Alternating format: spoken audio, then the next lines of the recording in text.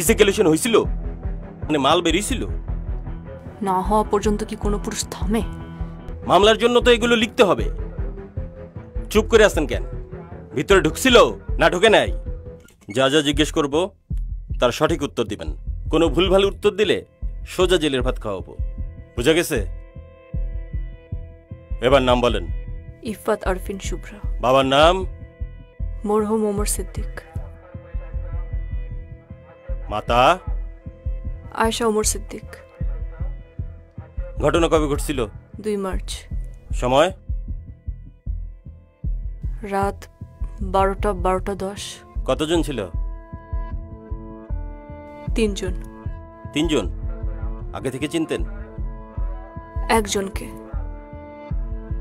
আমার বস নেওয়াজ বাশার। বিয়ে হয়েছে? না। লাস্ট পিরিয়ড কবে হয়েছে? 15-16 দিন আগে। আচ্ছা, ওই ঘটনার আগে সেক্সুয়াল এক্সপিরিয়েন্স আছে আপনার? মানে আপনি কি ভার্জিন ছিলেন নাকি? না। ঘটনার পর কোনো মেডিকেল টেস্ট করাইছিলেন? আমার পরিবার আমাকে টেস্ট করতে দেয়নি। আর সেদিন যে পোশাকগুলো ছিল ওগুলো কই? পোশাক যা ছিল মা সব পুড়িয়ে ফেলেছে। ওরা কি জোর জবরদস্তি করছে, মানে ধস্তাধস্তি? আমাকে জোর করে রিক্সা থেকে গাড়িতে তুলে নিয়েছিল। প্যানিস পেনিট্রেশন হয়েছিল, মানে বুঝছেন তো?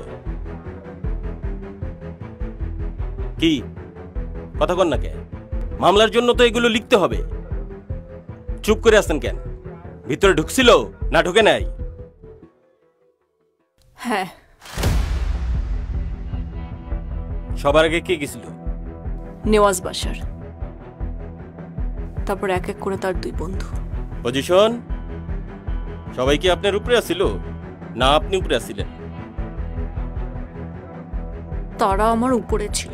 ইসেকুলেশন হয়েছিল, মানে মাল বেরিয়েছিল? না হওয়া পর্যন্ত কি কোনো পুরুষ থামে? কই পড়েছিল, ভিতরে না বাহিরে? তারা কন্ডম পরা ছিল। ও, ওইটাও দেখছেন না কন্ডম? ঠিক আছে, এখন এই পর্যন্ত, বাকিটা সরকারি হাসপাতালে টেস্ট করাতে হবে।